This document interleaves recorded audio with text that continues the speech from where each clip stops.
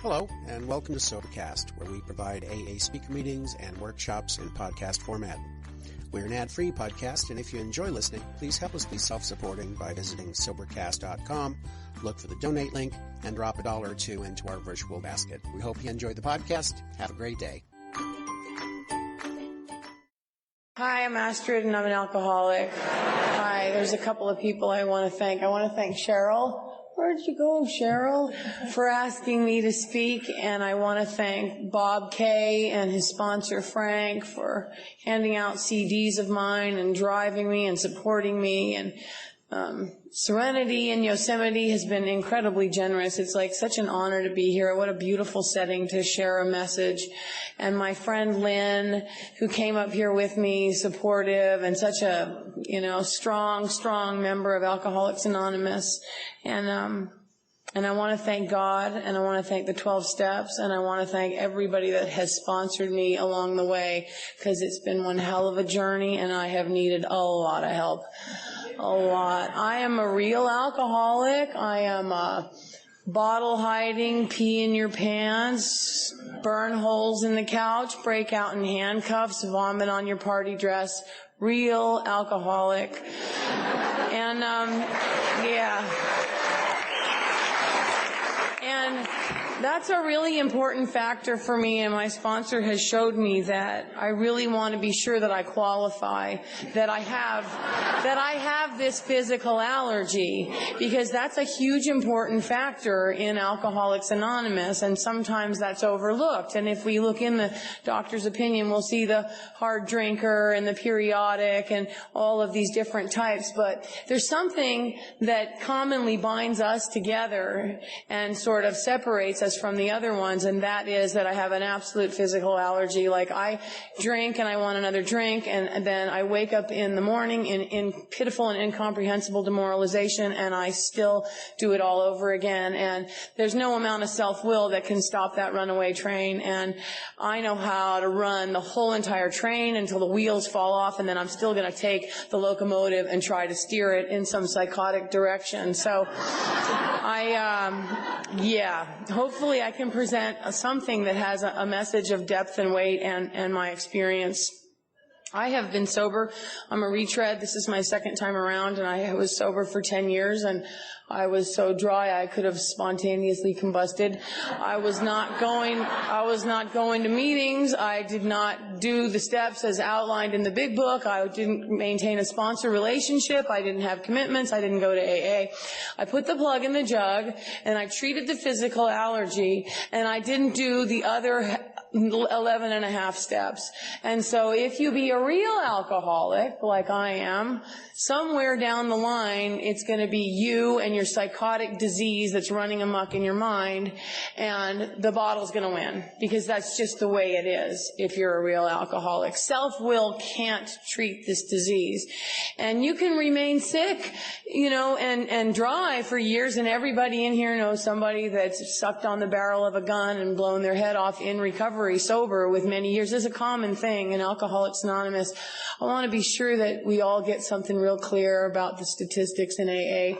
Only 2% of alcoholics ever get a 5-year cake. This isn't an effing joke. This is so serious, this disease, and it's killing even more people than before. In some ways, Alcoholics Anonymous is having less success. And why is that? What is not being presented? What's not being laid out? What's not being heard here?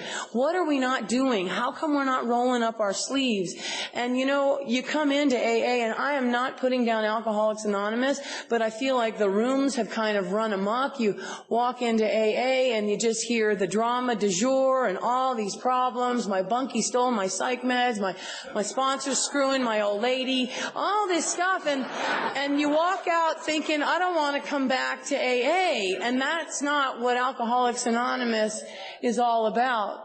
And so that first 10 years when I was dry, in some ways I'm really grateful that a new bottom came, because I finally got to hear the message and my life got to be saved, and I didn't have to wind up living dry. And what happened for me was A lot of alcoholics actually can be very successful. We have a lot of workaholism. Often we're high achievers and crazy and screaming and restless and irritable and discontent, but we can get it done to some degree. And I went out and I got a career and I had a child and I put her in a private school and I bought a house and I had 2 cars and I'm just juggling all this stuff. And in untreated alcoholism, the noises that an untreated dry alcoholic makes are noises like, oh my God. Oh God. And that's the kind of noises that come out on a continuous oh geez. And that's pretty much how I lived. And I'd wake up in the morning and that psychotic, diseased mind would be sitting at the foot of my bed saying, excuse me, I have something to talk to you about your effed up life and your effed up mind and your effed up everything. And within 30 seconds, me and the disease would be off and running and I'd be in hell. And I live in beautiful Southern California and I had a job and there was money in the bank and I hated my life and I hated you and I wanted to die and I did not know what was wrong with me. You know, and I'd go to psychiatrists thinking maybe it's some mental thing, maybe I need some psych meds, and I'd go to anger management thinking I'm just too pissed off over here, and just if I can juggle all these balls, maybe I can get one moment of peace and serenity. And I didn't know that it really is a spiritual malady, and if we treat the spiritual malady, we'll straighten out mentally and physically. You know, the book either is the truth or it's not, and the solution really is in the print and then in the application of the print. And anything else for me is just more blah, blah, blah, blah, blah, blah, blah. You know, people have a lot of ideas and they come in with their stories and their drama, and it's not Alcoholics Anonymous. And I really like to keep the focus on what AA is all about, what the 12 steps are all about, what the solution is all about. But I do believe that if the problem's not clearly presented, you might miss the boat. So I got in a relationship with this guy. He was an acupuncturist, and we started fighting. And then if you start fighting in dry sobriety, it very quickly goes from any kind of civil arguing to like street words, F and B, F and C, you know, just like in 2 seconds flat. The words are coming out and people are throwing coffee cups and knives and things across. Doors are slamming, neighbors are calling the police, because that's how we roll, you know. That's who we are in untreated alcoholism. So it was going from bad to worse, and we were breaking up and getting back together, and if he would just listen to me, and if he would just behave, because he's so messed up, if he would just do the right thing, we'd be cool. And, you know, the disease is designed not to see itself. You see, self is never going to reveal self to self. The disease is never going to tell me, Astrid, you're the problem. It's never going to say that. I'm going to search for every kind of outside Band-Aid. Let's do a geographical. Let's get a new guy. Let's get a new house. Let's buy some new boots. Let's buy some new boobs. Let's buy something new. You know, let's get some new stuff and bring it on in, and we're going to feel safe. The disease will tell me that, and it'll send me on this ridiculous scavenger hunt, and off I'll go, getting that thing, borrowing money to retrieve it and clutch it and bring it into my arms, and then I look and I say, why do I still feel so crappy? And then the disease will say, because it's really over there. And then off I go again, and I can be on this scavenger hunt for years and years and years and years and years, because nobody ever told me that deep down inside of every man, woman, and child is the fundamental idea of God, and that's where I'm going to find the real solution, and that's the place where I'm going to treat my disease. So things start to go from bad to worse, and I get so upset with this guy that I decide after 10 years of dry sobriety that I need a drink. I need something to cut the edge, because I can't handle the anger and the hostility and the restlessness, irritable and discontentedness. And that first drink I will not forget, and I won't even forget where I was sitting, and I won't forget what I was drinking. I went and I bought a bottle of champagne, and I popped it open, and I poured it into a champagne glass, and I took a big swig, and I just remember that feeling like where the back of your neck sort of tightens and things tingle down your spine, and I just felt like that weepy, joyful, weird, twisted feeling of like, oh my God, I'm half numb and I'm okay, and you know, like the clouds parted and the angels trumpeted and God began to sing at that moment, because my disease was treated for the first time in 10 years, and it was like, hallelujah. But I also just flushed a gigantic 10 billion ton toilet of diarrhea, and it was all headed towards my life and my 9-year-old child, and I was just about to drag a little girl by her hair through the wake of untreated alcoholism and a nightmare life. I was about to blow my life down to a ground level of just, glorious alcoholic freaking beauty that we've all seen in the halls of AA. So I would say like the first 5 or 6 months, I was kind of able to maintain the drinking a little bit and chewing gum and lying and putting it in Taco Bell cups and concealing it behind things. And I was still able to go to work because my security instinct and my prestige and my desire to be someone in society, that instinct was still turbocharged and running way too high. So I could get up with a hangover and I could still have enough gasoline to be like, man, gotta just button down the hatches, gotta hold on, we'll ride this storm out, we're gonna get sober somewhere down the line, I don't know where or when, but I'm gonna clean this up, I'm gonna clean it up later. And the disease will always tell you that because the thing is a living entity and it needs to stay alive. You see, the disease needs a host. It needs a host, and then it latches on, and then it uses my voice, and it speaks to me with great authority, and it makes me think that I am the disease of alcoholism. Very, very sneaky, and it wears hats and faces. It has a whole wardrobe down in the basement of all kinds of sneaky ways to deceive me and to fool me. And self is a real authoritative, horrible power for any alcoholic, especially this one. So as time went on, 6 months, 9 months, start drinking in the afternoon and the evening, then morning, afternoon, and evening. And, I remember my daughter just starting to unravel. She could just see it. And I'm late all the time to pick her up from work, and I'm at the bar in the afternoon, and, she's sitting at school. She's the last one there. I mean, I'm starting to really not abuse, but neglect, just disassociate myself, The drinking took precedent because obsession for the drink is stronger than self-will. Obsession for the drink is stronger than a maternal instinct. So to take care of my child, I knew I was doing something wrong, but the disease is 10 million times stronger than that, and there's no way out. And then the guilt and the shame and all that remorse and the horror and I gotta stop this, that self-talking comes in, but I can't. If you be a real alcoholic, it's not a joke. It's really tragic and sad and painful what I put my kid through. It's so sad. It's just not right. And we see it in AA all the time. And you can see how the mommy of that child can't see the damage that she's doing. Because just the disease is designed not to see itself. Bill Wilson would say we're delusional. We call it denial now. Or we're maladjusted from life. We're full flight from reality. We're in denial. I can't see. My glasses are broken. My perspective is warped. My mind and my vision is blurred. So as things go from bad to worse, I get rid of the boyfriend that I'm fighting with all the time, and I start to go into that real isolated alcoholism where everything's a secret and don't come too close, and I'm always chewing gum and my eye contact gets real sketchy and I start avoiding you and my body language starts to get like a little bit harder and tougher and a couple more cuss words come out because I need to conceal the monster inside. So don't get too close to me. And, anyone can see untreated alcoholism. We can see it. We see it in AA. Yo, Johnny, what the F is up? And it's like, whoa, we need a program, and I start to run and operate from that place. I start to look like that guy or that girl in AA, the real noisy, loud, obnoxious, demonstrative, untreated, everything just rolling out of my mouth all the time, incessant talking. Any thought that comes in gets regurgitated out. It's a scary disease. It's the parasite has found the host and it's really running the show now. So these people from my daughter's school, she was in a private school, they come up to me, they actually approach me one day.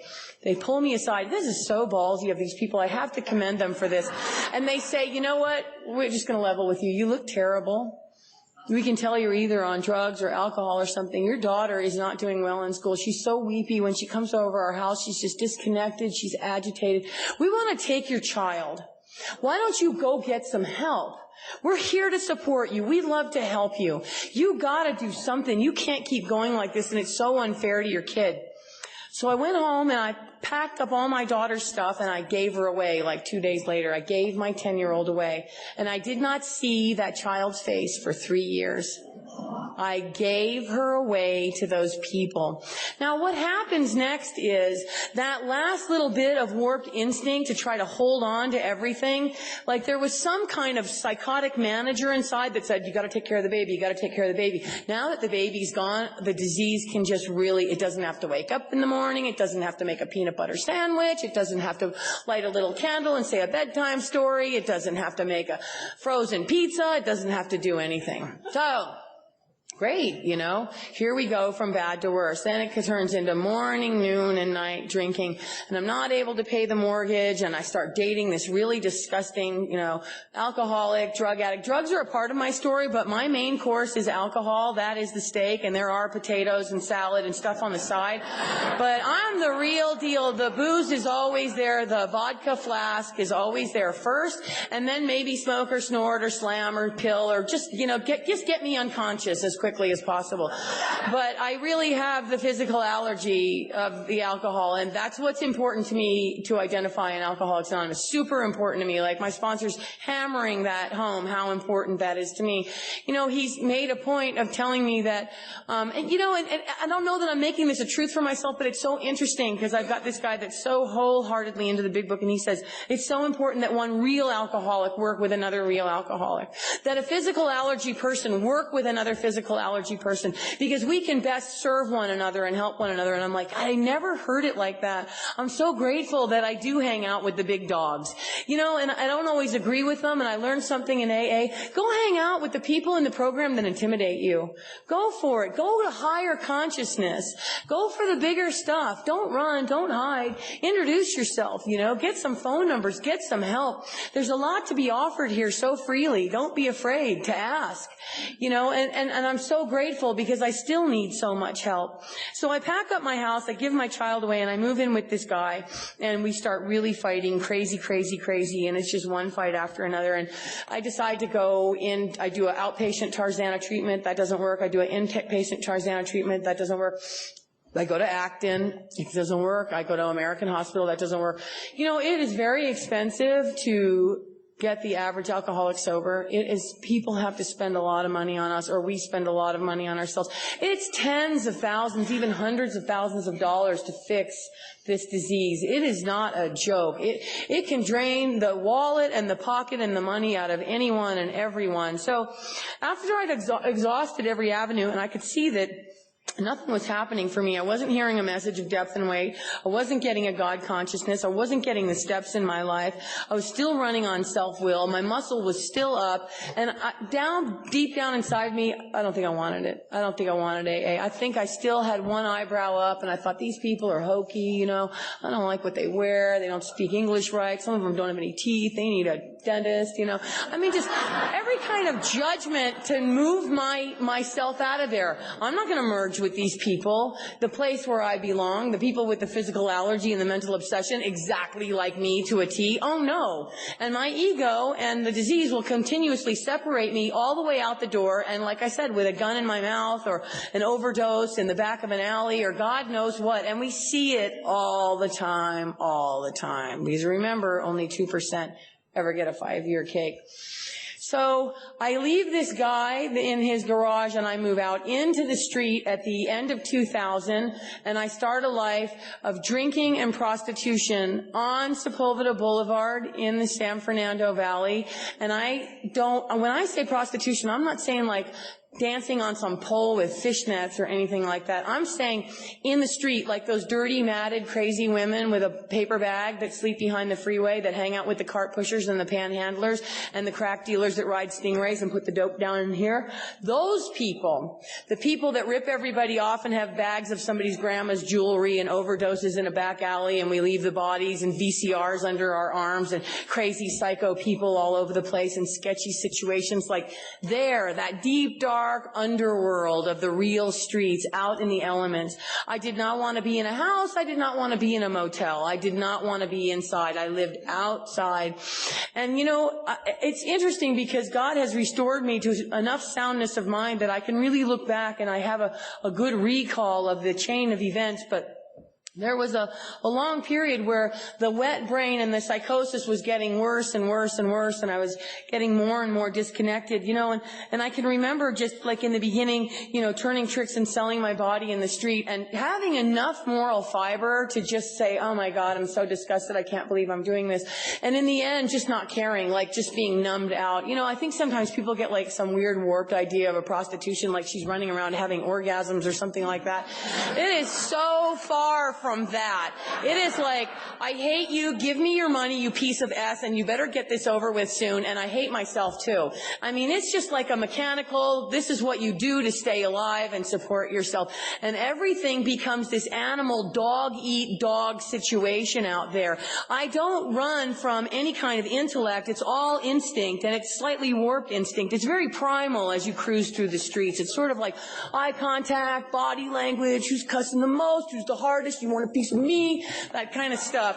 That's how we roll out there, you know, and probably the biggest and the loudest. I mean, I'm 6 feet tall, so I'm the one that nobody ever tries to really kidnap and get into a car because it's like folding up a giraffe into the back of a van. So lucky for me, I wasn't the one getting brutalized, and I might even come up to some little, you know, Hispanic guy that thinks he's all that and just start doing one of these, you know. And, you know, it's funny now, but man, oh man, it's amazing where drugs and alcohol will take you. And, you know, it knows no boundaries. Educated, not educated, black, white, green, red, yellow, gay, whatever, tall, short, hairy, bald. It just doesn't, you know, that parasite just looks for a host.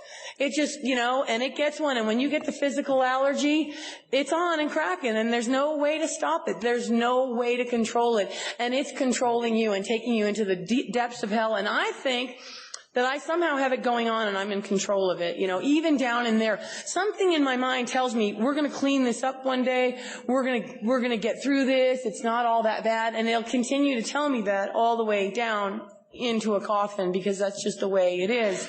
So, you know, as the months go on, it turns into years, and I can remember, like, as wet brain would start to really take over, I didn't even want to talk to the street people anymore. I didn't want to have a conversation with anyone, and I can remember sort of like not uttering lots of stuff anymore. Like, my capacity to articulate began to minimize because I wasn't interacting with the human race. And it was really, honestly, like more just like grunt caveman type, like, give me that, get away from me, F you, stop it, you know.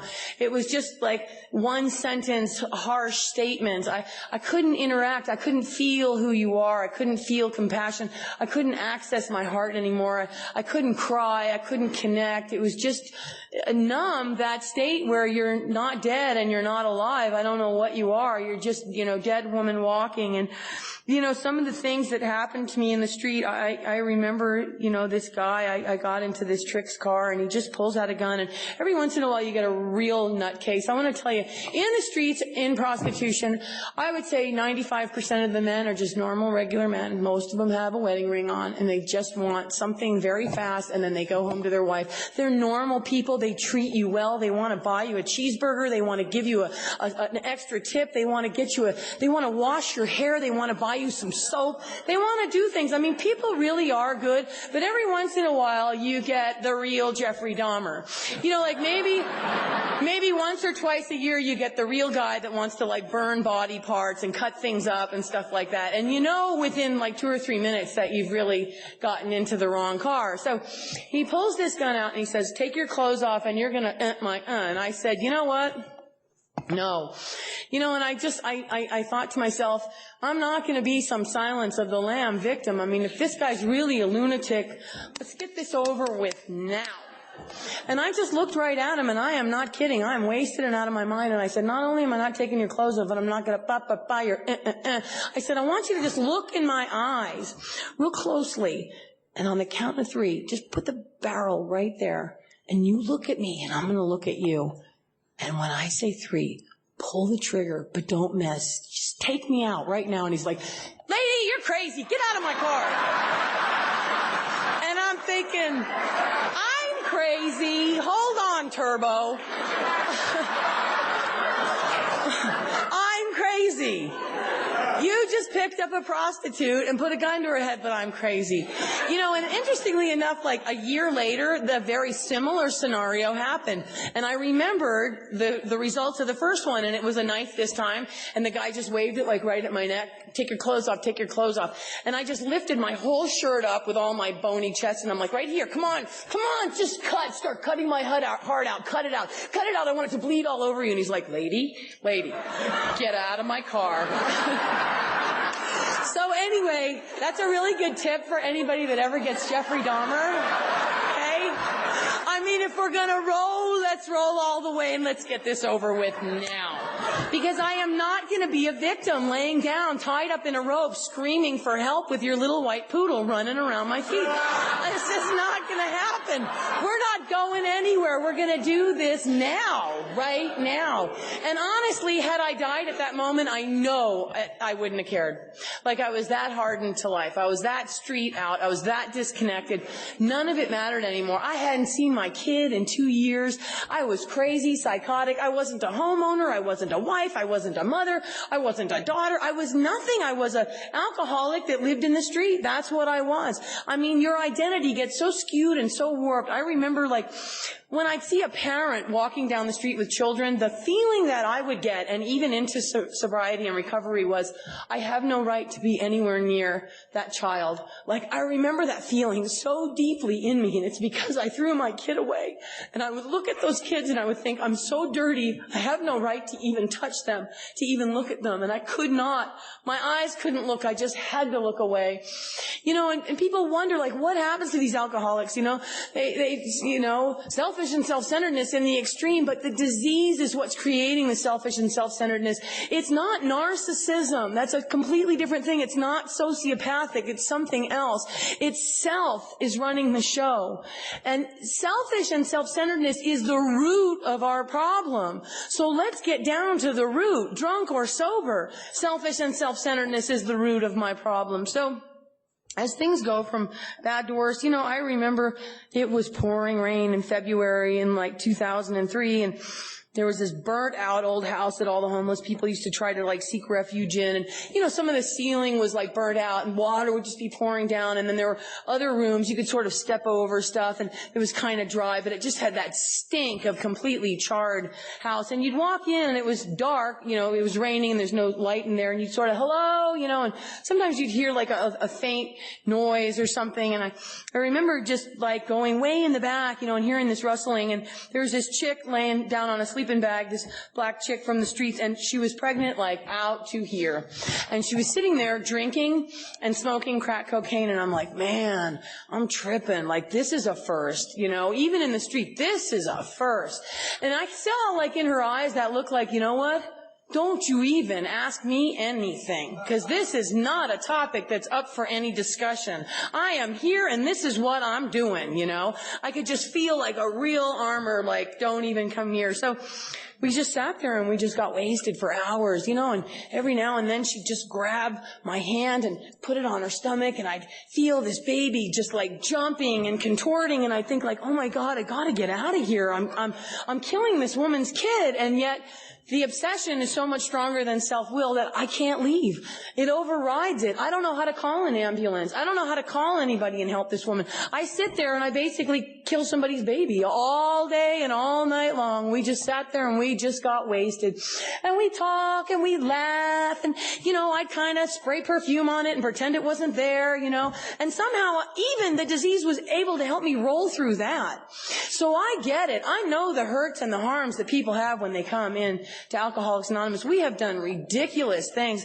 You know, I'm sure that murder, rape, you know, selling your grandmother's jewelry, it's just all par for the course. We're lunatics in the disease. It's a very painful thing, and thank God we have AA. Thank God AA is here and has been here for 75 years, because I don't know what would have happened to me. You know, they gave women like me back in the 20s and 30s, they gave me a lobotomy and a hysterectomy and some Thorazine and some lithium and a straitjacket, and maybe I just rocked catatonically in some some big towered, cement bricked in place in an asylum because they didn't know what to do with us. And now look at this room of people that are functioning, that drove their cars here, that have relationships with their family, that are able to hang out with their fellow alcoholics and be a part of AA. What a miracle, Alcoholics Anonymous. I love AA so much. It's a beautiful thing. So I start getting picked up in the street, that the new police chief guy that came from New York to LA, he said, I know what I want to do. I want to do something visual so that everybody knows what a great guy I am. I'm going to start sweeping the streets. And he would sweep up all the prostitutes, all the panhandlers. I mean, even the dirty, matted, buffalo-looking, paranoid schizophrenics, that are like the most harmless. They are just like a buffalo, aren't they? I like to just leave them out there. They're like a great fixture wherever they roam. There's just and they're so harmless. Like, people think, oh my God, they're probably going to open a trench coat and there's a dong hanging down. There's nothing hanging down. They don't even know how to hurt anyone. They're so disconnected, and most of them are so quiet and so shy. They don't want anything. They don't care to get cleaned up. And it's interesting because you go into jail and you watch one of those guys come into jail. It's very, very sad. The lights and the walls and everything, and they get forced into a shower, and it's sad. And then the inmates will pick on them because they're so completely disconnected. It was just like, to me, back in those days, in 2003 when they started sweeping the street, of course for me, because I'm up and out there running, it was an outrage. How dare they do this? How dare they chase us all down? But they continued to sweep the streets, and they sent all kinds of cops out undercover, trying to get all the prostitutes, and get them for, loitering with the intent to prostitute and prostitution, soliciting an officer, drunk in public, possession of paraphernalia, possession of a controlled substance. And I was in and out of jail so many times in Twin Towers when the left tower was still the women's facility. Now it's in Linwood, and both towers are filled with men. We have such overcrowding in Los Angeles. But I spent a lot of time in Twin Towers. One time I was in there, and when you get in a fight with another inmate, they don't care who started it. Oh, they don't roll like that. They just come in with SWAT, and they're like, ladies, stand back, and they just slam both of us down on the ground, and handcuffed we go to each other. We're handcuffed, by the way, and down in the hole for 5 days. And I swear to God, this is a true story. You lose all your civil rights when you go to jail. They can do whatever they want, and those deputies do not F around. I'm telling you, when they talk about police brutality in Twin Towers and LA County Jail, they're unbelievable. So they lock me down into solitary confinement, and they forget about me for 31 days. I did in solitary. And I would bang on the door, and I would yell, it's me, how? I'm only supposed to do 5 days. And the guards would go, it's me, how?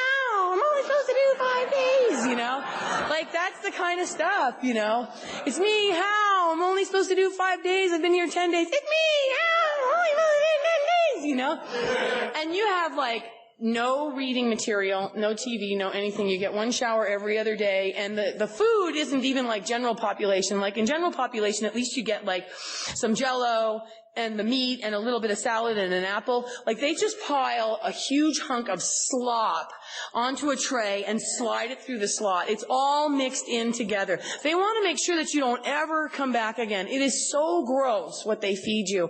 And I didn't even have a mat, down in my cell. All I had was one blanket, nothing to read.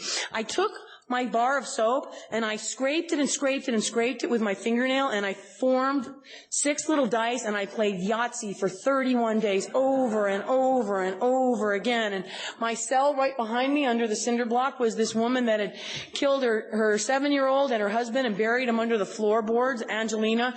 And she was supposed to be out of there because you can't hold somebody in LA County Jail for more than a year. They need to be tried and gone to prison. She'd been in there for 2 years. And if I cocked my head the right way and put it up against the cinder blocks and we both yelled really loud, we could sort of have a conversation.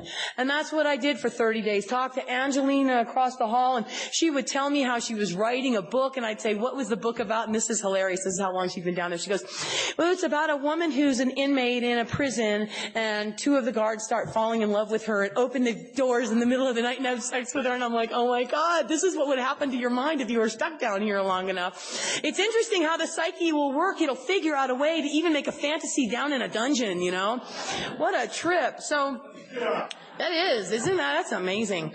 So, I don't really see any hope inside. I don't plan on getting sober. I think thoughts like, why don't I catch a drive-by? Why doesn't somebody shoot me? How come I don't die? Why do I always live? Those are the kind of thoughts but I don't ever think that there's any bridge back to safety, to Alcoholics Anonymous, to a program of recovery, to ever, speak at Yosemite or have a friend or a boyfriend or see my daughter again. Those thoughts are so far from my consciousness. So I meet this guy in the street, and he's a trick in the street, and it was a real interesting evening because this guy was from India, and I get in his car, and he wants to go to his house, and I'm like, I don't go to people's houses. Let's just get this over with in the car. And he goes, no, I really want to go to my house. And he lived right on the main drag. This is really interesting. He lived at 666 Sepulveda. And that's the man that saved my life. I mean, what a unique address. He really did. That is such I swear to God, he really did live on 666. It's so strange. So I went to his house and I said, can I take a shower? And I took a shower. And most of the time when you're turning tricks, you can't even get out of the shower. There's just some horny nutcase in the bathroom like, come on, And I walk out with a towel, and there's this kid sitting in the living room, fully dressed, and I'm like, what is the matter with you? And I can just see his conservativeness. I can see something pure in him. I can see something childlike in him. And the first words come out of my mouth like, how many times have you ever done this? And he says, never. And I'm like, never? So I get out a condom and I just do the whatever out of this guy, turn him into a pretzel. And what happens is he confuses lust with love, and he decides that he's going to go on a mission like Captain Save-A-Ho, and he's going to yank me from the streets, and he's going to wash me up like Snow White, and he's going to save me and put a gown on me and clean me all up, and I don't know what, maybe put an apron on me like Susie Homemaker, right? So I'm in the street, and every couple of nights, the other girls in the street and the people are saying, there's this guy from India, and he's looking for you, and I'm like, oh my God, you gotta be kidding. This guy's always looking for me. I only had sex with him that one time. One time, that was it. That's not what he wanted. I don't know, he was on that driven, he needed al-anon. He was on that, that driven al-anon mission to save me. So I would get in the car, and he would just, he'd say, how did this happen to you? And I'd have these, sort of disconnected conversations about how life didn't treat me right, and my boyfriend, and we always got in a fight, and I had to work too hard, and life was too hard. And I never told him that I triggered the physical allergy, It was like I blamed all this outside stuff, and I'm too old, I'm never going to get my kid back.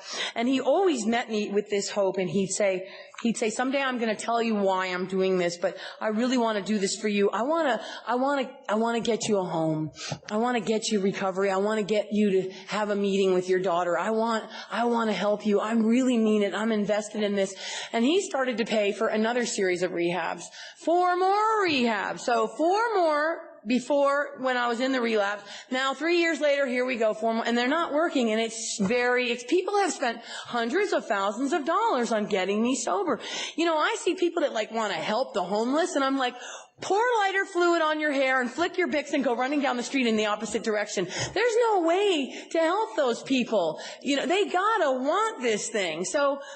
But I'm not hearing anything. I'm going in and out of rehabs, and every time I'm in there, the pain of what I've done is so severe because my maternal instinct's getting sparked again, and my desire to be with my baby is making me so sick, I'd rather blow my brains out. It's incredibly painful because I breastfed for 3 years, so the maternal instinct was alive, and it was developed, and it was formed in me. I had a real one, and I had a real relationship with my daughter, a real loving relationship. We traveled all over the place. We worked in an orphanage in Kathmandu for 2 months when she was 7.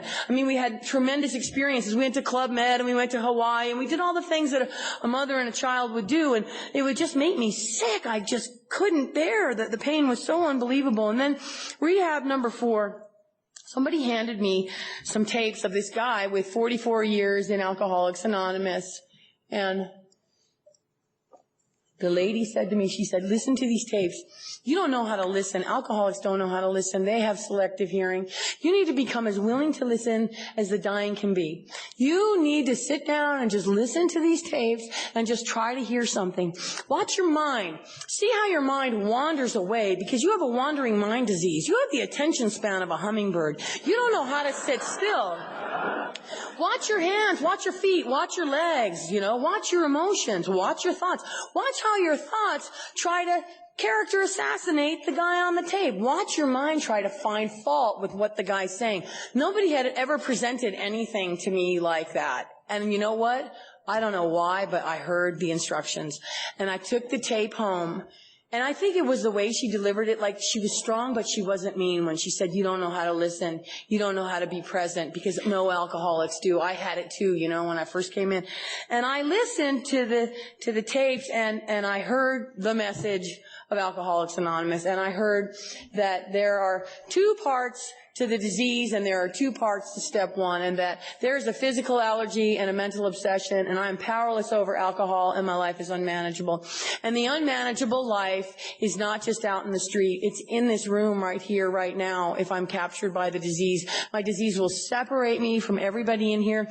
My disease will allow me to find fault, or go into fear, or hate myself, or hate my fellows, or find something wrong with somebody. And so when I started to really look at what the disease was, that you treat the physical allergy, and that's only the first half of step 1. There's 11 and a half steps that don't talk about alcohol anymore.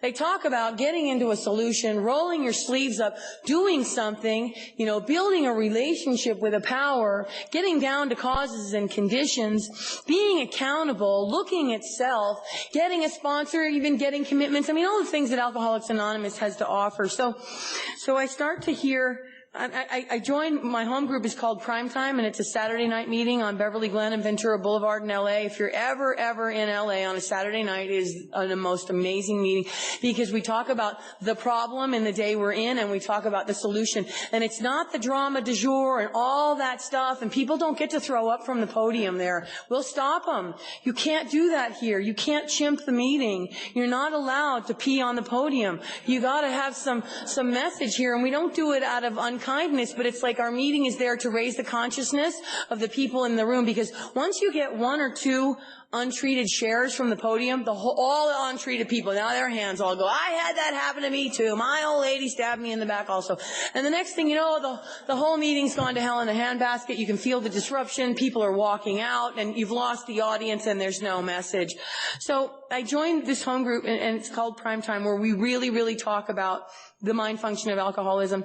We use the Big Book of Alcoholics Anonymous, the 12 and 12, the Harry Tiebout papers, and the Sermon on the Mount by Emmett Fox. The Sermon on the Mount by Emmett Fox, not the Sermon on the Mount by Jesus Christ. Alcoholics Anonymous is not a religion, it's a spiritual program. Please don't name your God from our podium, and no amens after somebody says something amazing. That's not how we roll here. It's either power or God of our own understanding. That's it in AA. You can have church and love what's happening now, and a yarmulke and a rosary bead and a turban. You can do anything you want out there. But in here, we got this singleness of purpose going on. And if we can all agree on that, we got something really good happening in AA. Yay! Yeah. So,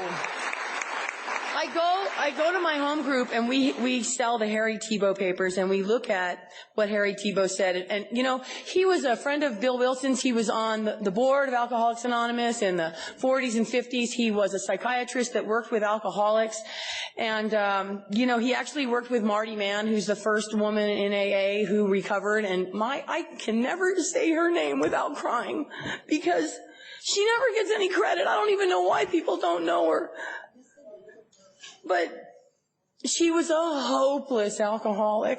She was in and out of his hospital all the time. He'd clean her up and lay her on a couch, and she'd have to talk about her past, and he'd think, maybe somebody sat you on the potty sideways. We're going to get to the root of it. And he never took into consideration the physical allergy. He couldn't see what Alcoholics Anonymous saw.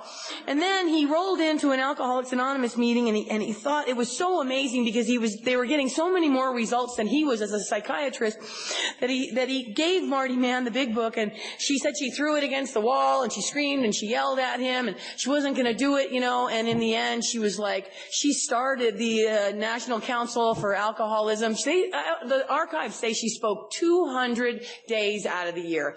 This woman was doing something, and they said everywhere she went, there were women around her, and she raised the consciousness of the women in Alcoholics Anonymous. Man, I wish I could see more of that today. I feel sometimes it's really sad what's happened for the women. I'm not putting down AA, but often there's not enough strength to help motivate and deliver a message of depth and weight to the other women, you know. It's a painful thing, and really part of my job once I do get a message is to transmit it and to really, really help somebody to find their way and maneuver their way through this thing and treat their disease and get a God consciousness and make amends and clean up their lives and carry this message to the next one and the next one and the next one. We have a real form to our program, and carrying the message is an enormous part. Nothing is going to ensure your treatment of the disease so much as working with another. But if you don't know how to work with another, then you're just having coffee again. And believe me, I've been a victim of that too. I am not getting up here doing self-righteousness. I have fallen short in so many areas. I have self, I have the disease, I'm a hater, I'm a character assassinator. On my worst day, I grow horns and fangs and all of those things that we all do in here, and talk smack and look at you cockeyed and all of those things. But I know that it's the disease, and I know that I've been triggered by the ego. So Harry Tiebout talks about the ego factors, and he talks about these 4 factors that what he found the common denominator of alcoholics that was not in the normal healthy person was that they were omnipotent, defiant, grandiose, and impatient. You know, and you see alcoholics, impatience, man. I mean, just hurry up, let's go. Come on, honking their horn. Let's go, move. Come on. Come on. You see both hands off the steering wheel like this, and I know who's behind me. Yeah. You know, it's an alcoholic. And then again, those noises in the bank line, those, oh, God, they say it so loudly. A healthy person with a healthy ego doesn't go, oh my God, look at her. That comes out of the alcoholic. That is not a normal, healthy ego. That is not a high-functioning person of society. Rules aren't for me. Don't you know who I am? Hurry up and wait. I threw my kid away, and I sucked a bunch of dick in the street, and I drank a bunch of vodka, and I've been in jail, and don't you know it's my turn at this bank? I mean, it's just complete insanity. Complete insanity, the self-righteousness of the alcoholic. So the impatience-ness, I gotta see it, and I gotta check my own track record. And if there's one that has all power, and may I find that power now. Now means right now. It doesn't mean yesterday, and it doesn't mean tomorrow. So for me, because I'm so sick, all I really have is a moment-by-moment reprieve contingent on the maintenance of my spiritual condition. Some AAers can do a prayer on their knees in the morning and go out and go to work and maneuver through the day and do a little 10th-step thing and check their track record where they went wrong and get up the next day and say, God, help me be void of this. That's great. Some people come to AA, they get their wives and their children and everything back. Not me. It didn't happen like that for me.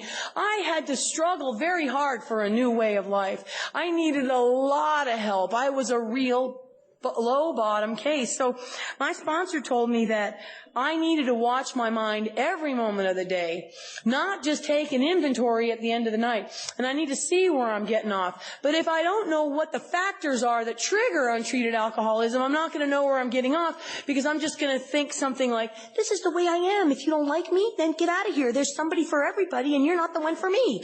And I will justify my untreated alcoholism all the way to death, or to another drink, or to a coffin. So impatience has to go. I got to learn how to wait like everybody else. And when I feel my heart panicking and I want to push the person in front of me, I got to ask the power in step 2. I say, power, can you be with me? Because I'm feeling so alcoholic. I just want to choke somebody like a chicken. I'm so restless and irritable and discontent. My disease is flaring up and I just don't feel pretty at all. And because there is a power, I get relief. But in the beginning, I really had to talk to the power all day. Then we talk about the grandiosity. I mean, you guys know where I've been, and yet grandiosity, my opinions are better than yours, and I know more than you. And I have a conversation with you, and I start looking at your hair, maybe the roots, and your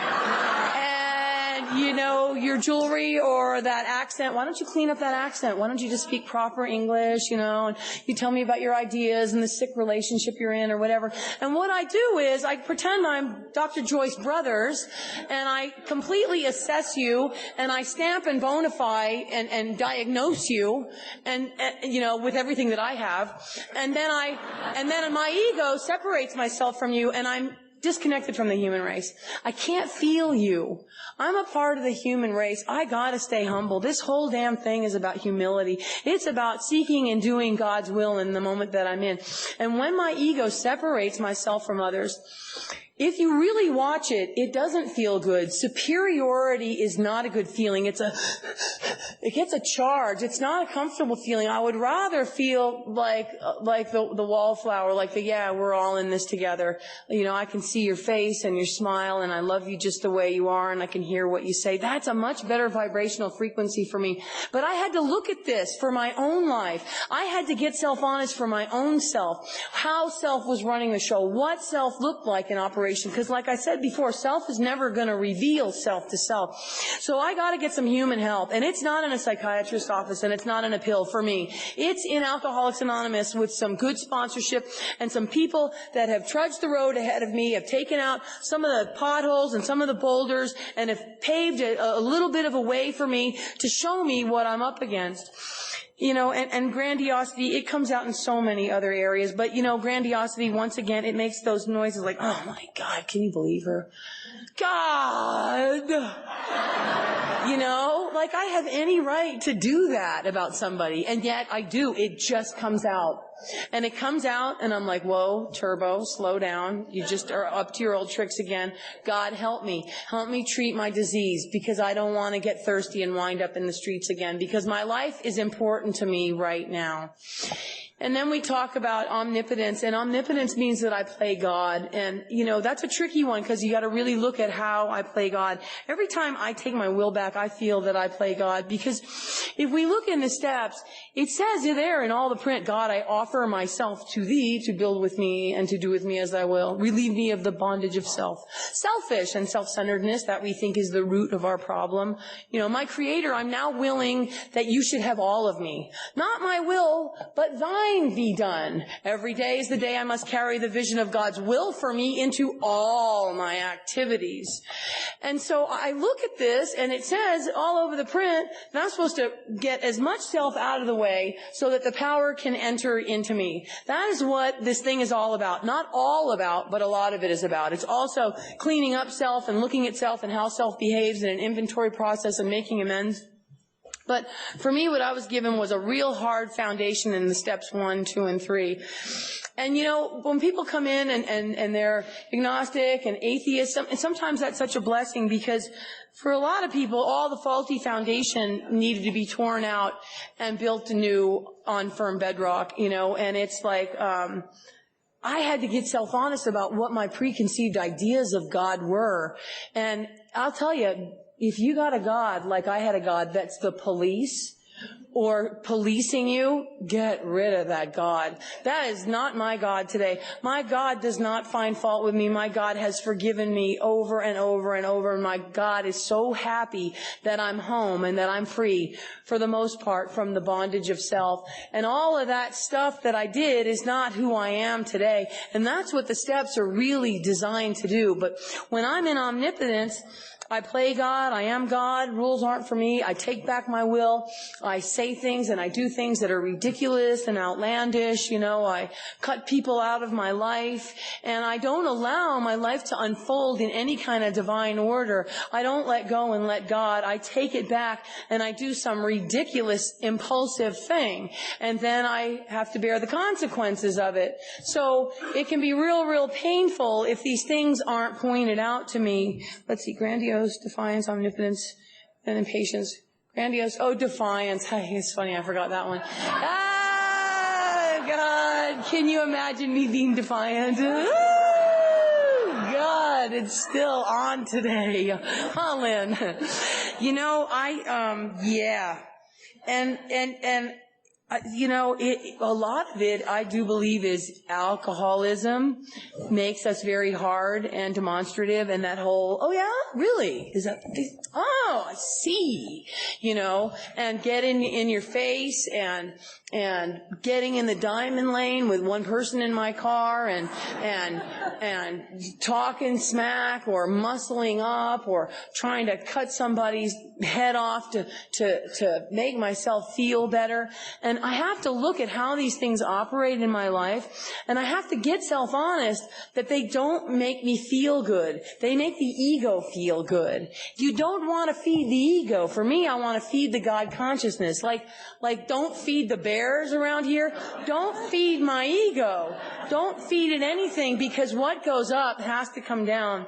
Something that I really got to learn about the ego is that it can't remain fed. So once the ego is triggered, it needs more feeding and more feeding and more feeding. That's why you'll see like famous rock stars and actors and stuff like that fall apart, because they'll get an ego feeding from something really glorious, but then it goes down after a couple of days or a couple of weeks. It doesn't last, and they need another ego feeding. And they think that they're supposed to be living in that high exalted state because they don't really know anything about letting go absolutely of self and allowing God to be the manager for my life.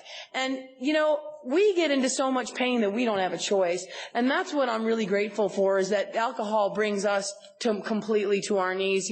It's often very hard to sponsor somebody that has money and prestige. It's almost impossible, because their connection on who they are is still whispering in their ear. I was nobody when I came into Alcoholics Anonymous. I had nothing left, and I was so ripe and ready for a new way of life. My sponsor told me that I get to build a new character with no reference to the old. I was like, where do we sign up for this? Because I really, really, really have made such a mess of my life. I mean, I could see that I had destroyed it very early on in AA. I could see where, I had just destroyed every single thing, and still will today, as I build a relationship with God, and I plant a new seed, or I get a new idea or a new relationship. Self and alcoholism is right behind me, whizzing on every little tree. It knows exactly what me and God are doing, and it stores it all in its little Rolodex, and then when it needs to use it, like a Ginzu knife to cut somebody up, it just takes it all out, and boom, boom, boom, boom, boom, the whole room's assassinated. I mean, it happens so fast in the blink and the wink of an eye, and that's why for me it is so important that I treat the disease in the moment that I'm in. When I'm with self, I'm uncomfortable, and there are varying degrees of uncomfortability. I can be in low-level alcoholism where I just don't feel right, and I'm not very joyful, and I don't really know what's wrong with me, or all the way up to, turbocharged hating, and I'm so upset, and I'm so pissed off. It doesn't matter. It's all self. And there's no gray area. When I'm with the power, I'm not restless, and I'm not irritable, and I'm not discontent. God's here to strengthen us. God's really, really here to strengthen us. And I think I said it before, but I'll say it again, on 55. It says that actually we're fooling ourselves, for deep down in every man, woman, and child is the fundamental idea of God. We finally saw that faith in some kind of God was a part of our makeup, just as much as the feeling we have for a friend. Sometimes we had to search fearlessly, but he was there. He was as much a fact as we were. We found the great reality deep down within us. In the last analysis, it is only there that he may be found. So when I pray and I talk to the power and I turn my will over to the power, I don't pray up to the stars. I pray deep inside of myself, because inside of me is all the knowing. The kingdom of heaven is within. The God consciousness is within. The higher consciousness, the higher plane of thinking is within me. It's not something that happens outside. When I have a psychic change, my glasses and everything I think and how I respond, it's been all rearranged inside. It's not out there. I could be the same weight and the same height, the same bank account, the same town. Everything outside is the same, but I shine at a much higher level, and I have real freedom from bondage of self. When we go into step 3, and we become willing to turn our will and our lives over to this power, it has to be everything. And I know a lot of us, including me, it's hard for me to let go of everything. It says that we need to let go absolutely, or we need to practice these principles in all our affairs. If I can't practice the principles in all my affairs, I might have to limit some of my affairs.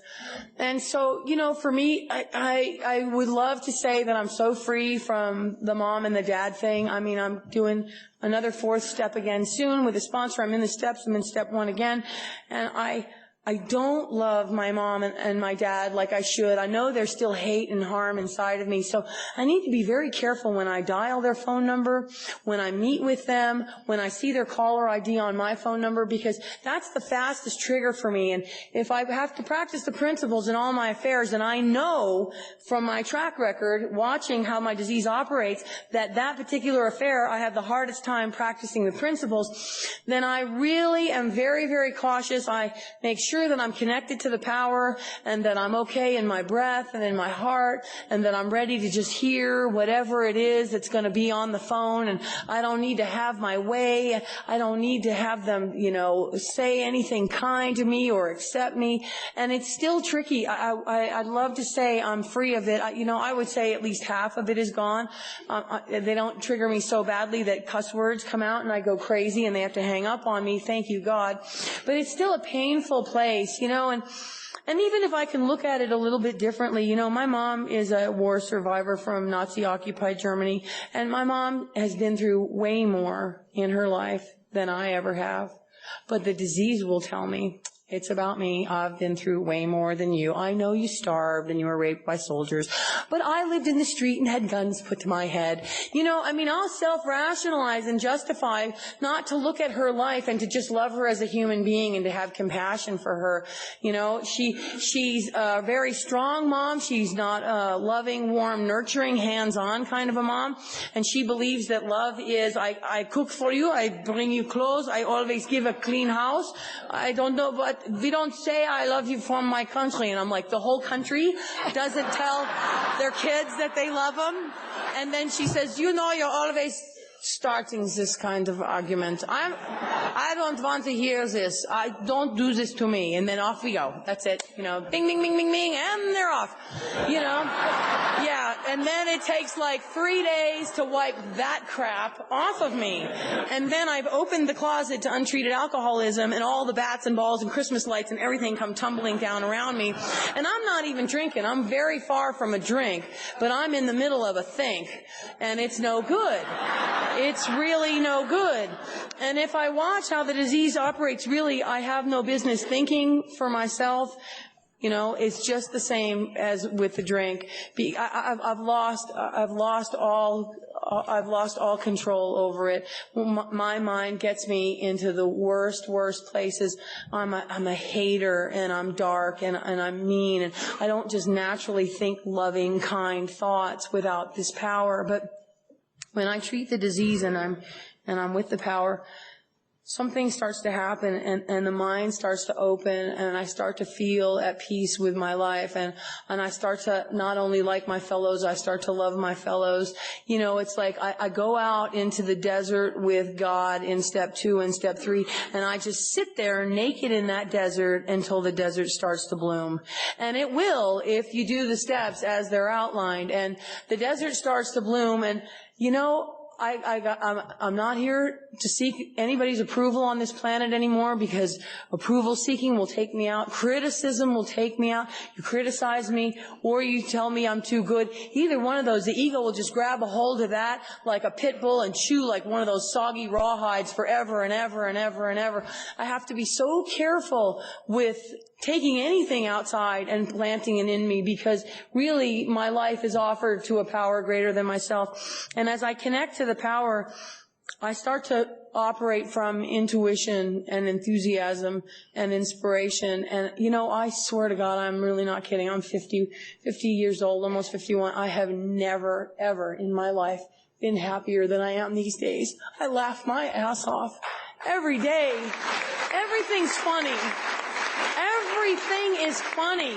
And I'm not putting anybody down that's on meds. You got to take meds, go ahead. I'm not on meds. I'm not on anything. I'm on God. I'm on God. And there's so much more to go for. We can hop out of the swimming pool of untreated alcoholism.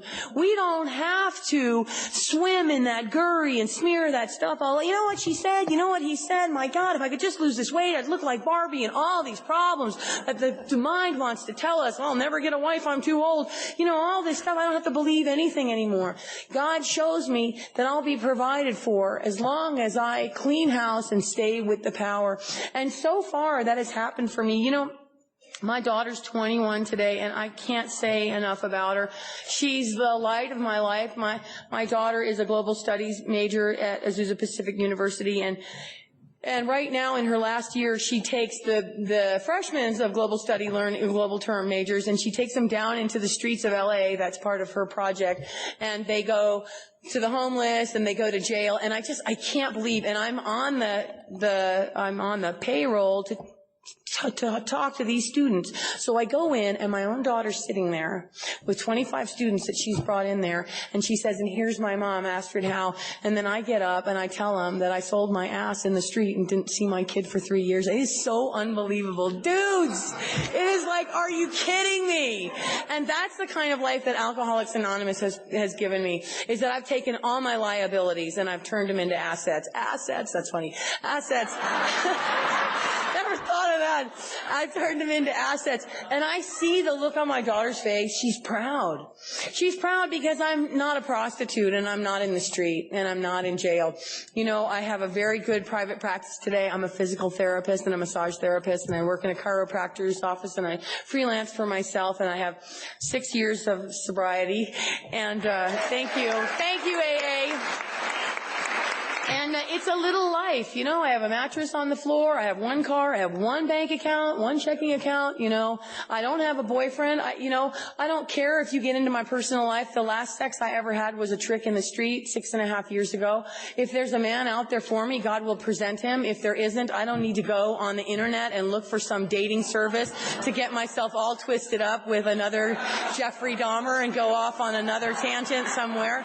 I'll just stay right here. It was hard enough to get here. I really don't need finance and romance. Remember, will take you out of the game, and we've all seen it. So I live a humble life, a simple life. I'm of service. I have jail clearance. I go into LA County Jail. I go to talk to the women and to the men, and that is such an amazing honor to go into that jail for the first time, and like the elevator and just that metal floor and the smell of the bologna sandwiches and the rubber mats and the blues and those slip-on shoes and the apple cart and the juice boxes, and I'm just like, I can't believe I'm back in here.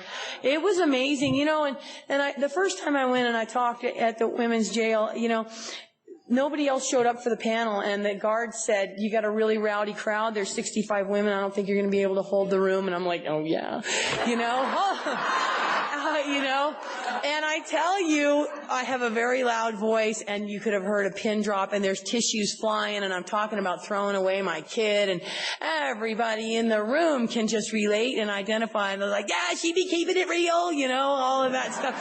And what a gift, because who would have ever thought that I could come in on the other side of that, and be of service and talk to those people about a message of depth and weight. And honestly, my daughter is my best friend. I don't know why she doesn't have a bunch of scratches and she's not all scathed from that. I think because the people that took her protected her so she didn't have to live with the psychotic, untreated alcoholism for very long. She didn't have to be a witness to the prostitution and the vomiting and all of that stuff. Sometimes she'd know her mom was in jail and stuff like that, but she remained in the same school. She had the same friends. She had extended family. And I don't know, she's not on meds. She's not in a psychiatrist's office. She's on the dean's list. She went to Kathmandu, to Nepal, and she worked for 5 months with the poor and street children, in March, April, May, June, and July. She's just a remarkable human being, and that's gotta be God, because if I got what I deserve, she should be on the back of a Harley like this, never speaking to me again.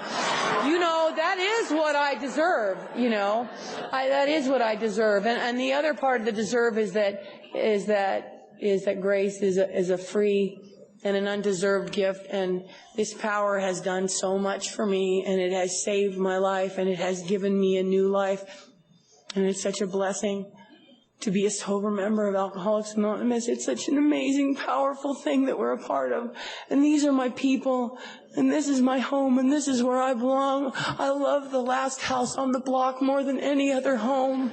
I'm going to stay here with you guys. Thank you so much for letting me share.